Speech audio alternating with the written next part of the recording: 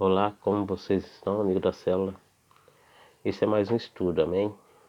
Né? Nós vamos entender nesse estudo porque devemos alinhar o nosso discurso com o discurso do céu, né? E sempre crer, mesmo que seja difícil as coisas, temos que crer que tudo vai ficar bem, amém? O tema é alinhe seu discurso ao discurso do céu. O texto-chave está lá em 2 Reis, capítulo 4, de versículo 11 ao 37, que diz assim: Um dia Eliseu voltou a Sunem e subiu ao quarto para descansar. Disse ao seu servo Geazi: Chame a sunamita. Quando ela veio, Eliseu disse a Geazi: Diga-lhe, somos gratos por sua bondade e seu cuidado conosco. O que podemos fazer por você? Podemos falar em seu favor ao rei ou ao comandante do exército? Não, respondeu a mulher. Minha família cuida bem de mim. Mais tarde, Eliseu perguntou a Geazi: O que podemos fazer por ela? Geazi respondeu: Ela não tem filhos e o marido é idoso. Chame-a de novo, disse Eliseu. A mulher voltou e, quando ela estava à porta do quarto, Eliseu lhe disse: Ano que vem, por esta época, você estará com um filho nos braços. Não, meu senhor, exclamou ela. Por favor, homem de Deus, não me dê falsas esperanças. Mas, de fato, a mulher ficou grávida. No ano seguinte, naquela mesma época, teve um filho, como Eliseu tinha dito. Certo dia, quando o menino estava mais crescido, saiu para acompanhar o pai, que estava no campo com os ceifeiros. De repente, o menino gritou: Ai, que dor de cabeça! Seu pai disse a um dos servos: Leve-o para a mãe dele. O servo levou o menino para casa e a mãe o segurou no colo, mas por volta do meio-dia ele morreu. Ela o carregou para cima e deitou na cama do homem de Deus, fechou a porta e deixou-o ali. Então enviou um recado para seu marido: Mande um dos servos e uma jumenta, para que eu vá depressa falar com o homem de Deus e volte em seguida. Por que hoje? Perguntou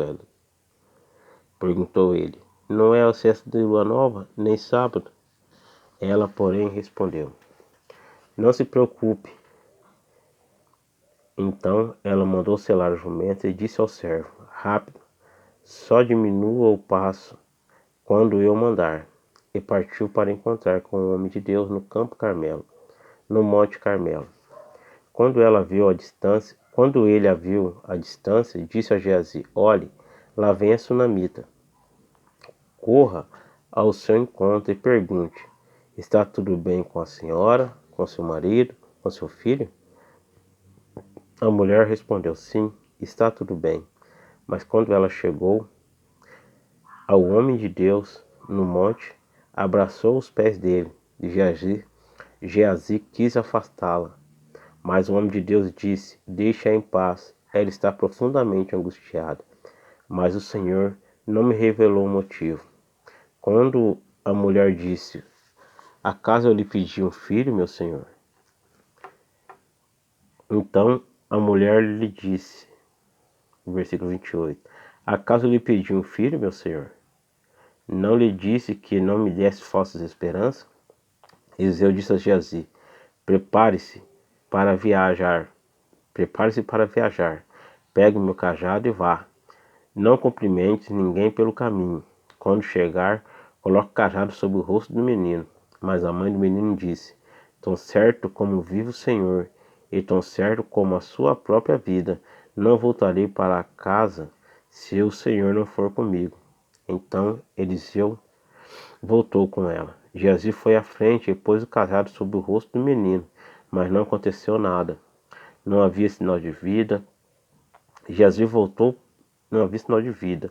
Geazi voltou para encontrar-se com Eliseu e disse: O menino ainda não despertou. De fato, quando Eliseu chegou, o menino estava morto, deitado em sua cama. Eliseu entrou sozinho no quarto, fechou a porta e orou ao Senhor. Depois deitou-se sobre o corpo do menino, colocou a sua boca sobre a boca dele seus olhos sobre os olhos dele, e sua mão sobre a dele. E quando se estendia sobre ele, o corpo do menino começou a se aquecer. Eliseu se levantou, andou de um lado para o outro no quarto, em seguida se estendeu novamente sobre ele. Dessa vez, o menino espirrou 7 vezes e abriu os olhos. Eliseu chamou Geazi e lhe disse: chama a sunamita. Quando ela entrou, Eliseu disse: aqui está seu filho. Ela caiu aos pés do profeta e se curvou diante dele. Então pegou o filho e saiu. Amém?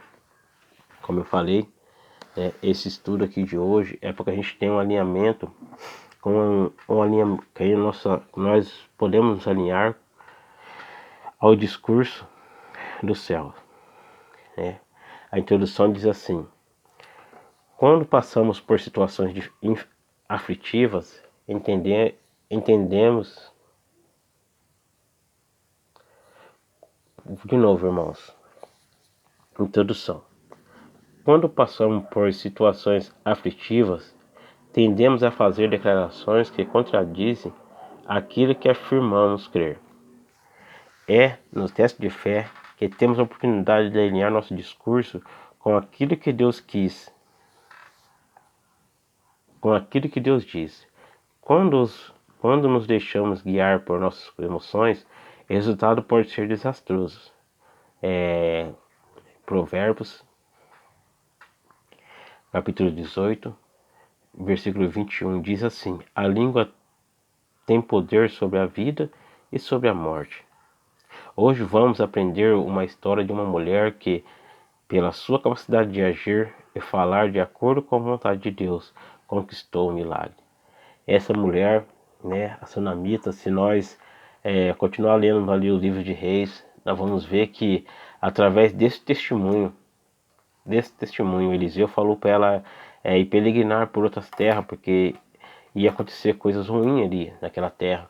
E ela foi peregrinar e perdeu tudo quanto tinha. E através desse testemunho dado por Geazi ao rei, ela recuperou tudo o que ela tinha perdido. Porque a fé que ela teve no homem de Deus e a fé que ela teve no Senhor fez ela reaver tudo que ela tinha perdido através desse testemunho. Amém? Vamos lá. Primeiro parágrafo. Valorizar e honrar os ministros de Deus abre portas para o milagre. Isso está lá em 2 Reis, capítulo 4, 12 ao 17. Nós já lemos o versículo, vamos continuar. Aquela mulher havia sugerido ao marido a construção do quarto para o profeta. Está lá no versículo 10.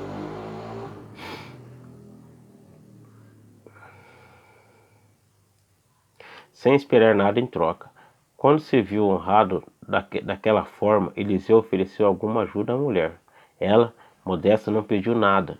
Entretanto, o profeta quis retribuir e, ao saber que a mulher não tinha filhos, profetizou que ela conceberia, e assim aconteceu. Mateus capítulo 10, do versículo...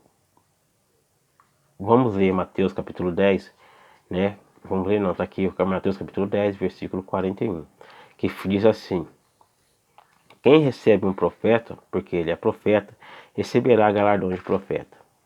Essa mulher, a sunamita, ela honrou o profeta.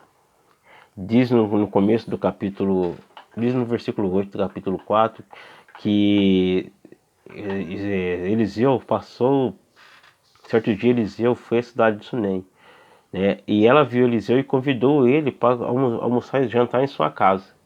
Através desse dia que ela começou a observar o homem de Deus. Aí ela observando, falou para o seu marido que esse realmente era um homem de Deus. Foi onde ela construiu o quarto. Ali no versículo 10, sugeriu ao seu marido a construir um quarto. E aqui no Mateus capítulo 10, versículo 41, fala assim que aquele que recebe um profeta, porque ele é um profeta, receberá a recompensa de profeta. Então ela recebeu essa recompensa, né? O versículo 17 fala assim que...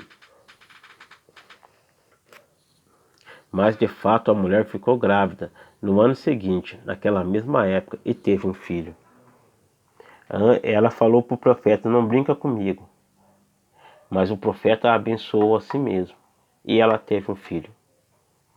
Amém? Aqui tem algumas perguntas para interação. Uma delas é assim: quem são os profetas que Deus colocou sobre a sua vida? Lembre-se, profeta é aquele que declara a palavra de Deus. Compartilha sobre a segurança que você tem na liderança compartilhe sobre a segurança que você tem na liderança de seus pastores. O que eles representam para você? De que maneira podemos honrar e valorizar os ministros de Deus? Você tem um testemunho de algum milagre ou de alguma bênção que ele alcançou por você ter abençoado e honrado os seus pastores e líderes espirituais? Então, responda essas perguntas, uma dessas perguntas, porque aí Deus